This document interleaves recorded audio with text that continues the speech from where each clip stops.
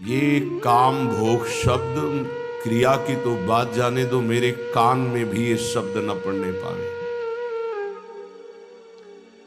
ये बात संग करना ये तो दूर की बात रही। श्रीधाम वृंदावन में प्रिया प्रीतम की उपासना में मुझे जो लगाया गया है, जिनका मैं भजन कर रहा हूं, एक तड़ित वर्ण वाले पीतारुण अक्षय अनंत तनिल लताभाम, बिजली की अनंत कांति, एक श्याम मेघ, इनकी उपासना। तो सावधान ये रहे कि करणाभ्यरणा स्पर्शिनः, मेरे कान में शब्द भी काम भोग का न पड़े। क्रिया और संग मात्रादिहस्ता, संग आदि अन्य चेष्टाएं ये तो दूर की बात रही, मेरे कान में भी काम शब्द न पड़े, क्योंकि सुनने मात्र से ही ये भय उपस्थित कर देता है।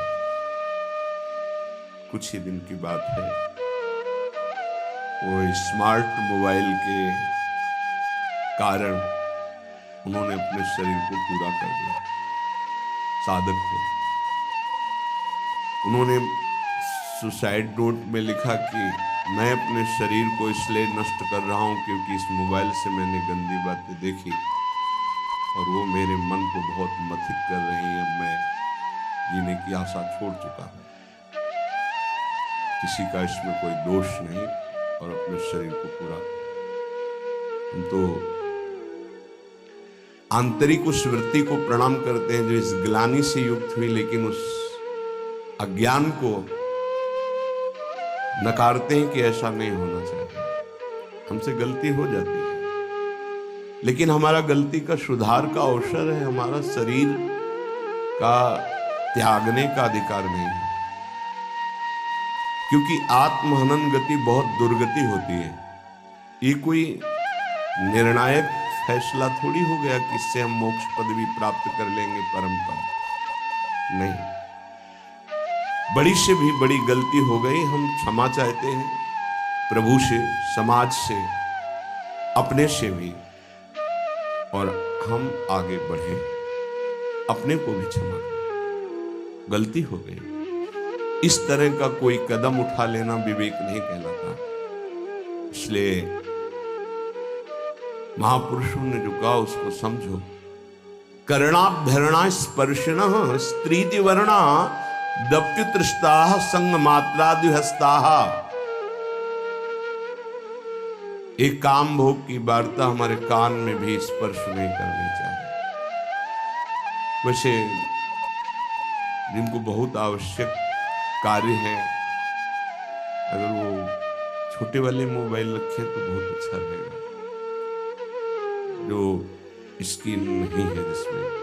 क्योंकि ना जानो छिन अंत कवन बुद्धि घटे प्रकाशित, छुट चेतन जो अचेत तेव मुनि भय विश्वासित, पारासर सुर इंद्र कलप कामिनी मन फंद्या।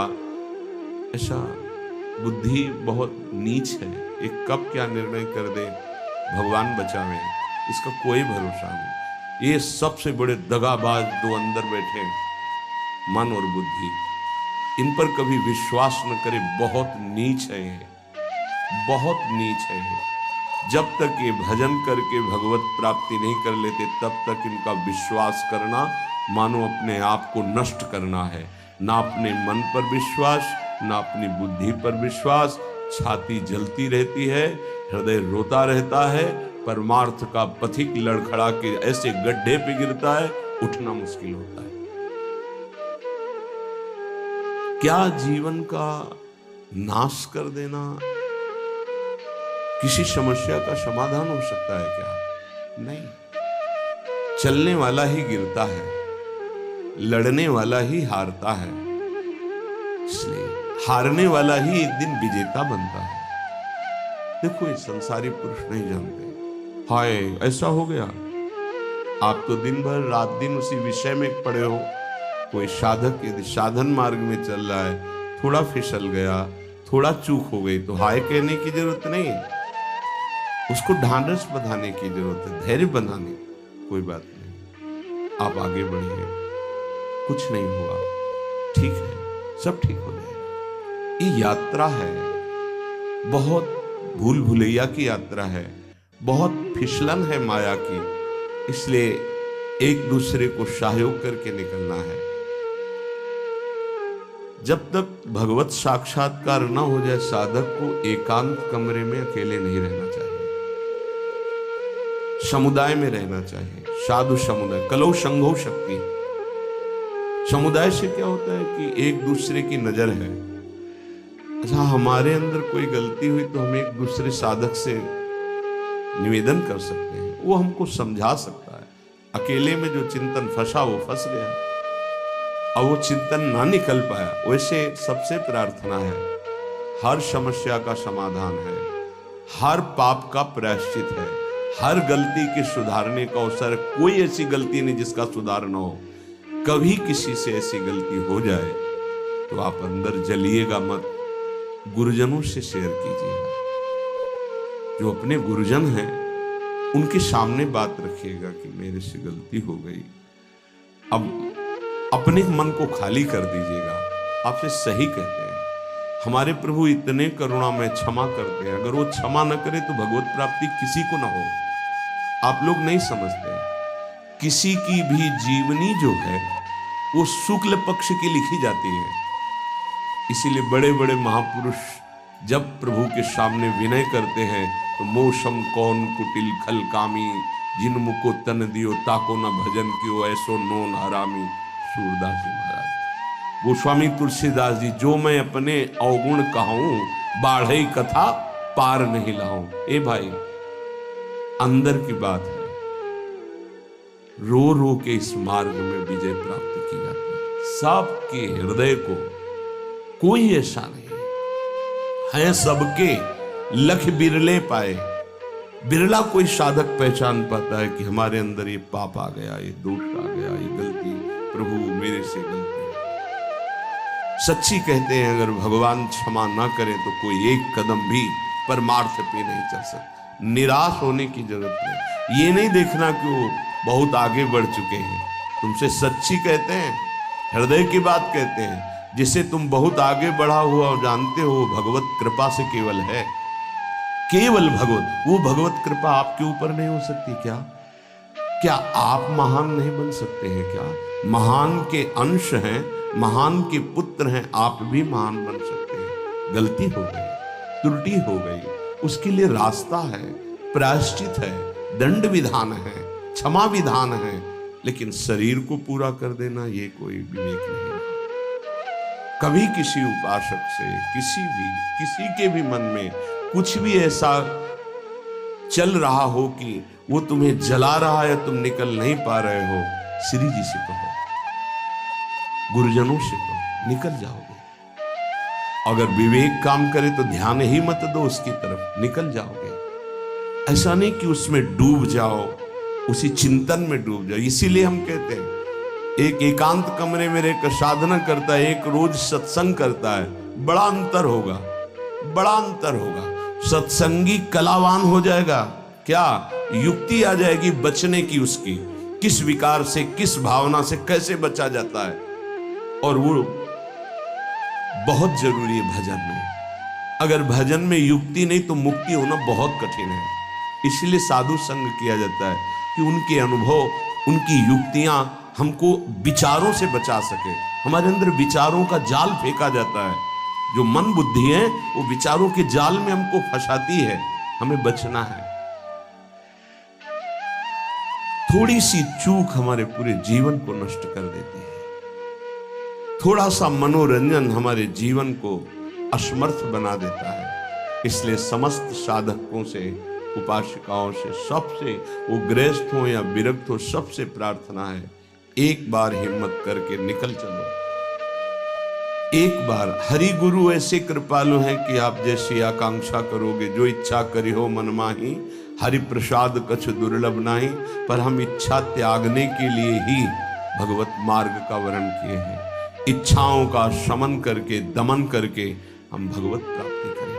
ये इच्छाएं कितनी भी पूर्ण की जाए, कभी पूर्ण नहीं होती। ये दुष्ट मन कभी चैन से नहीं रहने देता।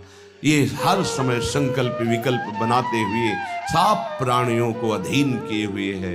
बड़े भाग्यशाली हैं जो इसकी चाल को पहचान गए और गुरु प्रताप से प्राप्त नाम मंत्र के बल से इसकी चाल को नष्ट कर दिया।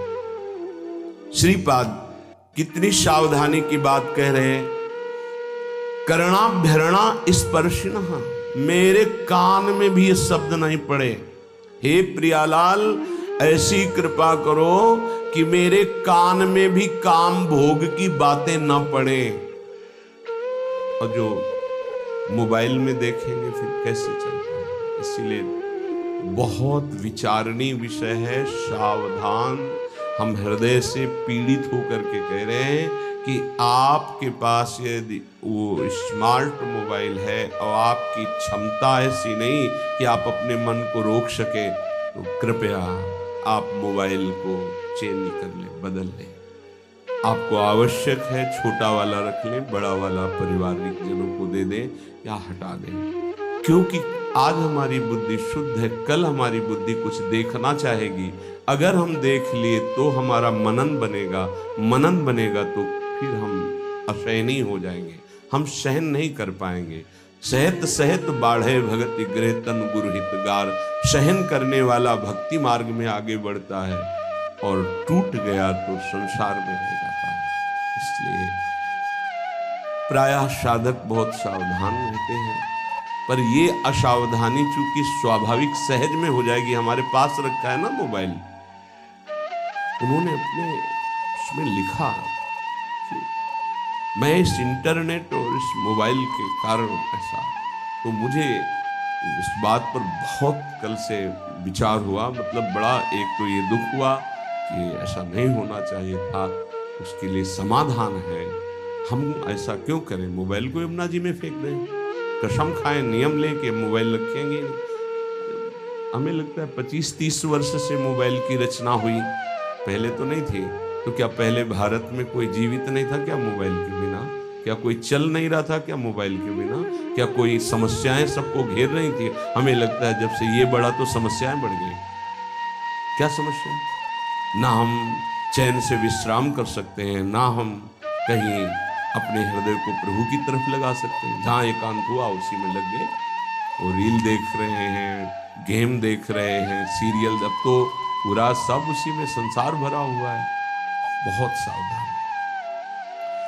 अपने नेत्रेंद्रिय, अपने श्रवणेंद्रिय, वाकेंद्रिय, तीन साधना पे बहुत जोर विघ्न डालती हैं या सहयोग करती हैं।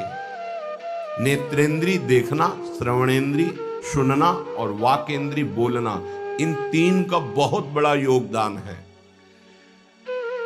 श्रवण, कथन, दर्शन, ये अगर सही है तो साधना बढ़ जाएगी और दूषित है तो साधना नष्ट हो जाएगी।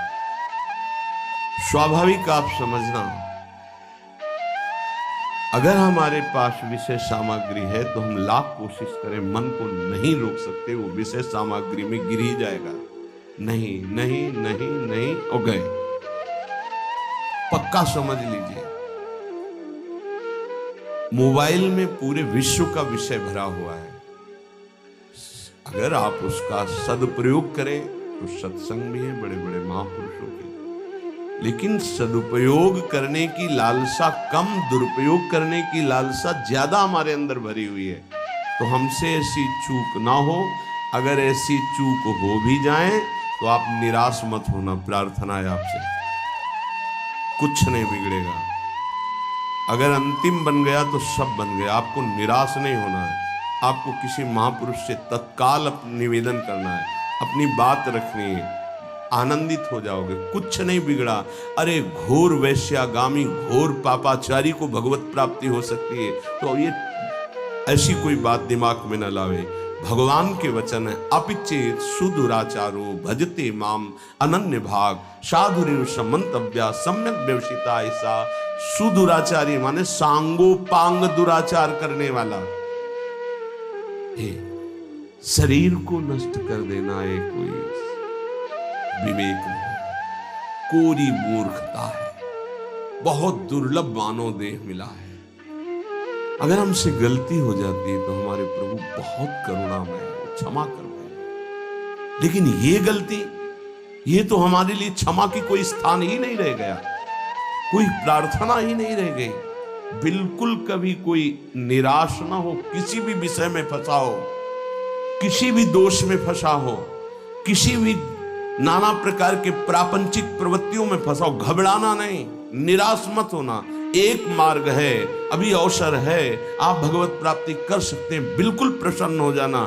अगर आपको ऐसा कहीं आसपास कोई संत महात्मा, तो उनके समीप जाना, जो सुलझे हुए हो उनसे अपनी बात कहना, वो आपको संभाल लेंगे। या ऐसा ना हो तो प्रभु के श्री विग्रह के सामने रोना, वो संभाल लेंगे पक्का।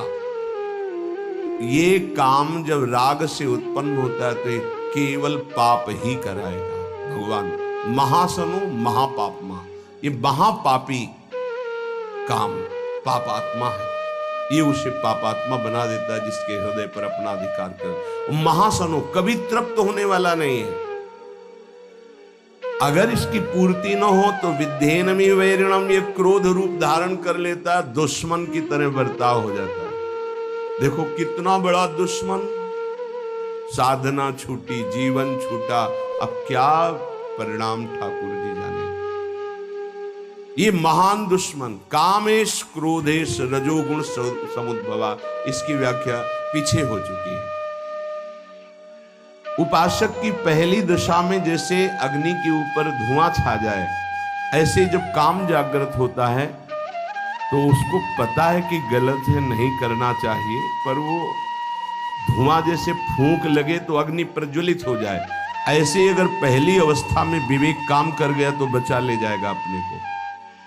दूसरी अवस्था आती है, शीशे पे जैसे मल का लेप हो जाए तो अपना प्रतिबिंब नहीं दिखाई देता, ऐसे उसको ये समझ में ही नहीं आता कि मुझे ये नहीं करना चाहिए। बार बार राग कहेगा इसमें सुख है, सुख है।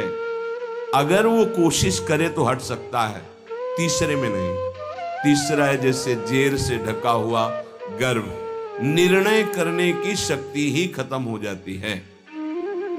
आवृतम ज्ञानमेतेनो ज्ञानिनो नित्य वैरिणा, काम रूपेण कौन्ते दुष्पूरेणा नलेन च।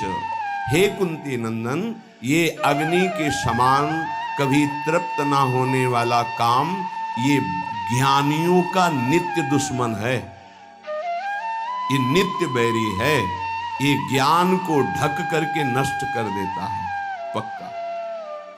कभी हंसी मजाक, खेल कूद, मनोरंजन विपरीत आकर्षण वालों से ना करें, प्रार्थना है। हंसी हंसी में, खेल खेल में ऐसी गलती हो जाती है कि फिर मन जलता रहता है, फिर मन अधीन हो जाता है। जो हमको चिंतन करके भगवदानंद में डूबना था, वो विषयानंद का चिंतन हो जाता है। कह रहे आवृतम ज्ञान में तेनु, ये ज्ञान को ढक लेता है। ज्ञानिनो नित्य वैरिणा, ये ज्ञानियों का भी नित्य वैरी है। ये दुष्पूरेणा, ये कभी पूरित नहीं होता, चाहे जितना इसको भोग देते रहो। अनलेन च, जैसे अग्नि, घी डालते रहो, कभी शांत नहीं होती। अब पता चल गया कि बैरी कौन है, बोले काम तो रहता कहां है। अगर किसी को दुश्मन का पता चल जाए, ठिकाना रहने का, तो आक्रमण किया जा सकता है। तो दुश्मन पता चला, ज्ञानियों का नित्य बैरी काम। काम की पूर्ति में बाधा लगी तो क्रोध, काम की पूर्ति हो गई तो लोभ, तृष्णा, और भोगूं, बार बार भोगूं। मुखिया है आवागमन का, जन्म मरण का मुखिया है काम। ये रहता कहां है, अगर पता चल जाए तो आक्रमण करने में समर्थ हो सकता है साधक। कहां रहता है, भगवान इसका निवास स्थान बताते हैं कि ये काम रहता कहां है। इंद्रियाणि मनोबुद्धि रस्याधिष्ठानमुच्यते, एतैर्विमोहयत्येष ज्ञानमावृत्य देहिनम्। इंद्रियां मन, बुद्धि, ये आफिसें हैं इसकी, यहां बैठता है। इंद्रियाणि मनोबुद्धि रस्याधिष्ठान उच्यते, इसकी ऑफिस है, काम की ऑफिस। इंद्रियां, मन, बुद्धि, ये काम इंद्रियां मन बुद्धि के द्वारा ज्ञान को ढक देता है और गलती हो जाती है। इतनी जल्दी बुद्धि को कवर करता है काम, विचार करने की सामर्थ्य नहीं रह जाती उपासक में। विषयी पुरुषों की तो यहां चर्चा नहीं, वो तो गिरे हुए हैं, गिरा हुआ क्या गिरेगा, साधक की बात है। इतनी जल्दी आक्रमण करता है कि जल्दी बोलने में देर लगी, उसको कवर करने में देर नहीं लगती। तत्काल वो बुद्धि को कवर करके, ज्ञान रहित करके अपना चिंतन, अपनी चेष्टा, ज्ञान को ढककर देह भाव वाले पुरुष को ये मोहित करके भ्रष्ट कर देते हैं। देह भाव, मैं पुरुष, मैं स्त्री, जब तक ये भाव है तब तक बहुत सावधान। इंद्रियाणि मनोबुद्धि रस्याधिष्ठानम् उच्यते, ये ऑफिस है, लेकिन घर अभी नहीं बताया गया। सही माने में काम का वास अहम में है, देहाभिमान में। इसमें भगवान ने जो वर्णन किया, एतरि विमोहयत्येष ज्ञानमावृत देहिनम, देहिनम देह भाव, देह भाव अहम भाव। मुख्य इसका निवास स्थान अहम भाव में, मैं पुरुष हूं, मैं स्त्री हूं, मैं शरीर हूं, ये जो भाव है अंतःकरण में, मन, बुद्धि, चित्त, अहंकार, इसका घर है अहंकार। ऑफिस है इंद्रियां, मन और बुद्धि। ये अहंकार की गुफा में छुपकर बैठ करके प्रहार करता है, मन और इंद्रियों को अधीन करके भोगों में हर प्राणी को फंसाए हुए है, चाहे वो चिड़िया हो, चींटी हो, मनुष्य हो, पशु पक्षी, कोई भी 84 लाख योनियों में एक छत्र इसका राज्य है।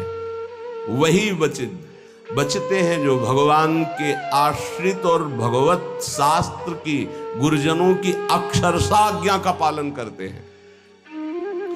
जहां इतनी सी भी हम गुरु आज्ञा शास्त्र के विरुद्ध हुए, वहीं हम फंस गए, वहीं क्लेशित हुए, वहीं अशांत हुए, वहीं रास्ता रुकेगा। पक्की बात समझ लीजिए, एक शब्द भी हमें अपनी नहीं लगानी बुद्धि से, क्योंकि उसी बुद्धि मन में वो बैठा हुआ है, जो वैरी बैठा हुआ वो उसी में बैठा हुआ, वो न्याय कैसे करेगा। किसी भी पदार्थ को जब देखते हैं तो इंद्रियों में कामना पैदा होती है। इंद्रियों में जब इंद्रियों में कामना पैदा, पदार्थ, वस्तु, व्यक्ति, स्थान, पहले देखना ही होता है या सुनना होता है, तभी कामना पैदा होती है, सुन के या देख के।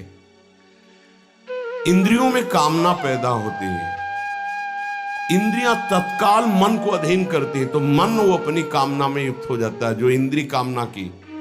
और मन ने बुद्धि को इतनी जल्दी पकड़ में लिया कि उसको विचार करने का अवसर न मिले, और देहाभिमानी जीव ये मान बैठा कि मैं भोगता हूं, मैं भोगूंगा, मैं देखूंगा, मैं सूंघूंगा, मैं छूंगा, मैं खाऊंगा। मरा, ये है बार बार हमको मारा जा रहा है, बार बार हमको परास्त किया जा रहा है, और हम खुशी होते हैं कि हम भोगता हैं, बहुत भोग रहे हैं। पदार्थों में, विषयों में, इंद्रियों में, मन में, बुद्धि में काम की ऑफिस मानी गई, लेकिन इसके रहने का स्थान अहम है, अहंकार, अहम। ये दिखता है इन स्थानों पे, पर छुप के रहता है अहंकार में, अंतःकरण धर्म में जो अहंकार है, बुद्धि, मन, चित्त, अहंकार, उस अहंकार में रहता है। समस्त क्रियाएं शरीर, इंद्रियां, मन और बुद्धि से होती हैं। ये चारों कर्म करने के साधन हैं। इनमें काम दिखाई देता है पर रहता अहम में है, इसीलिए मारना बड़ा मुश्किल हो जाता है। ध्यान दीजिए, हम इंद्रियों को, मन को, बुद्धि को तभी पवित्र रह सकते हैं जब हमारा अहम परिवर्तन हो। बड़ा खेल टेढ़ा है। देह भाव जब तक है तब तक काम उसमें बैठा हुआ है, हमारे अहम में ही बैठा हुआ छुपा, इसीलिए हम मार नहीं सकते। जब हम हटे तब घर में दिखाई देगा कि अहम के घर में काम बैठा है। हटे कहां? इस अहम को जब प्रभु के चरणों में, गुरुदेव के चरणों में दिया। बहुत नीच है मन, बहुत नीच है। एक नहीं सुनता शास्त्र की बात, गुरु की बात, और मनमानी कर बैठता है, फिर पश्चाताप करता है, फिर जलता रहता है, फिर रोता रहता है, फिर अवसर आता है, फिर वही करता है, बार बार क्यों कर पा। और वो सोचता है किसको मारूं, भोजन न पाऊं, पानी न पीऊं, अपने को पीटूं, क्या करूं। ये साधक की बातें हैं, क्या करूं। अब वो सुरक्षित बैठा है, आसन लगाए अहम में। अब आप बाहरी है, दंड देते रहो, पानी न दो, भोजन न दो, आप मानो कुछ नहीं होना उसको। वो ऐसी जगह बैठा है आम में, अवसर आते फिर क्या, फिर वो क्लेशित होता है। अब क्या करूं, क्या करूं, कौन। अच्छा 4 दिन उपवास कर लेता हूं, तो उपवास किया तो प्राण शुष्क हुए, लेकिन वो हम में बैठा है। ये बहुत समझने का विषय। ये मरेगा अहम त्याग से। अहंकार, देहाभिमान जब गलित होगा तभी ये काम नष्ट होता है। अहम जड़ चेतन की ग्रंथि में बैठा हुआ है। यद्यपि मृषा जड़ चेतन की कभी ग्रंथि हुई नहीं, फिर भी छूटती कठिनाई। क्या? मैं पुरुष। जब तक मैं पुरुष हूं तब तक काम है, जब तक मैं स्त्री हूं तब तक काम है। जब ये अहम प्रभु के चरणों में समर्पित हो जाता है या धर्म में समर्पित हो जाता है, तभी वहां से काम हटता है। काम शून्य अहम ब्रह्म स्वरूप है। जो मैं वो ब्रह्म स्वरूप है, और काम युक्त अहम देहाभिमान यही दुर्गति का कारण है। ये केवल मैंपन में बैठा हुआ है। मैं अमुक हूं, अमुक वर्ण का, अमुक आश्रम का, अमुक अमुक, इसी पे काम बैठा हुआ है। इसी कामना से ना चाहते हुए भी पाप होते हैं। अर्जुन ने पूछा था अर्जुन जी कि प्रभु ना चाहते हुए भी ये पाप कौन करवा देता है। नहीं चाहते हमसे कोई गंदा काम, पर वो काम बैठा है अहम में। जहां संग बना तहां दोष उपस्थित हो गया। जान ही नहीं पाया कि दुश्मन हमारे अंदर बैठा है, और ये दुश्मन की प्रेरणा वो मित्र मान लेता है कि सुख भोग होगा, बस वहीं भ्रष्ट हो जाता है। पाप अगर है तो भुगत कर नष्ट हो जाता है, लेकिन काम नहीं। काम भोग करके नष्ट नहीं होता और बढ़ जाता है और छुपा रहता है अहम में। काम बंधन मेवैकम नान्यदस्तीह बंधनम, काम बंधन मुक्तो ही ब्रह्म भूयाय कल्पते। जगत में बंधन है तो एकमात्र काम का बंधन है। अगर कोई सृष्टि में परेशान है तो एक बात से परेशान है, काम। देख लो, रुपया पैसा खान पान सब इसी की पूर्ति के लिए है। काम, कामना, वासना, बंधन एकमात्र से काम का, दूसरा कोई बंधन नहीं है। काम बंधन मेवैकम नान्यदस्तीह बंधनम, काम बंधन मुक्तो ही ब्रह्म भूयाय कल्पते। जैसा अभी वर्णन किया कि जहां देह भाव में जो काम बैठा है हटा, तो जो मैं है वो शुद्ध ब्रह्म है। ब्रह्म भूयाय कल्प, तत्काल वो अपने ब्रह्म स्वरूप को प्राप्त हो गया। इसीलिए कहा गया है कि जाहि न चाही कबहु कछु, तुम सन सहज सने बसौ निरंतर तासुर सुराउर निजगे। बस एक प्रार्थना, अगर मान लोगे तो निकल जाओगे। अगर आप विपरीत शरीर का संग नहीं करोगे, विपरीत दर्शन और संभाषण नहीं करोगे तो स्फुरणा होगी, खत्म हो जाएगी, आपको कोई परेशान नहीं कर पाएगा, निकल जाओगे आप। अगर विपरीत आकर्षण का आप संग करेंगे, दर्शन करेंगे, संभाषण करेंगे, तो चाहे जितने प्रवीण विद्वान ज्ञानी संयमी हो, आपको पतित होना पड़ेगा। शब्द लिख लीजिए, ये शास्त्र सम्मत अनुभूत बात है। हम भूख को सह सकते हैं, लेकिन हमारे पास भोजन रखा हो, अगर ब्रह्म प्राप्त हो गया है तब तो कोई बात नहीं, अगर देह भाव है फिर भूख को नहीं सह सकते। आप बैठे हो, आपके सामने भोजन रखा, नहीं नहीं नहीं नहीं, कितनी बार कहेंगे नहीं नहीं, एक बार टूट पड़ेंगे और सब पा जाएंगे, बस ऐसे ही सारे भोग हैं। संसर्ग दोष से बच गया उपासक तो जीत गया। कभी भी, कहीं भी, किसी से भी प्रार्थना है, चाहे यंत्र से हो, चाहे शरीर से हो, या चाहे किसी ग्रंथ पंथ किसी से भी, हमें बहुत सावधान रहना है, संसर्ग नहीं होने देना। कुछ ऐसे पुस्तिकाएं हैं जिनको पढ़कर आप भ्रष्ट हो जाएंगे, कुछ ऐसे दृश्य हैं, कुछ ऐसे व्यक्ति हैं, कुछ ऐसे संसर्ग हैं, बहुत सावधान। काम बंधन में वैकम, साधक का एक ही भारी दुश्मन है, इसी से सब परास्त हो जाएंगे। भगवान ने कहा है, ज्ञानिनो नित्य वेदना, ये काम, यहां काम बंधन में वैकम, पूरे जीवन यही अपने अधीन किए रहता सबको, पूरे जीवन भर, चाहे वो शरीर वृद्ध हो जाए, वो अधीन किए रहता है। नान्य दस्ती ही बंधनम, कोई और दूसरा बंधन नहीं है। काम बंधन मुक्तो ही ब्रह्म भूयाय कल्पते, वही ब्रह्म बोध हो जाता है जो मैं काम रहित हो जाता है, मैं जिसका काम रहित। एतरि विमोह यत्तेष ज्ञानम आवृत्य देहिनम, ये काम प्रमाद स्थिति में ज्यादा बढ़ता है। प्रमाद जो आपकी दिनचर्या है, नहीं जाना वाणी पाठ, नहीं जाना हमको कीर्तन, ये जो प्रमाद है कि ना करने योग्य क्रिया को करना और करने वाले में ना करने की भावना, इससे आप बचिए। आप अपनी दिनचर्या को बिल्कुल ब्रह्म मानिए, आप जीत जाएंगे, पक्का जीत जाएंगे। आपकी दिनचर्या टाइम टू टाइम कई वर्ष लगातार चले, फिर आप देखना रंग आ जाएगा आप में। जब हमसे कोई गलती की बातें हैं अंदर, अरे अब चलना तो इधर ही है, पूरा जीवन हमको जलना इधर है, क्यों हम अगर कुछ छू लिया, देख लिया, सूंघ लिया, चख लिया, भोग लिया, तो कल क्या होगा?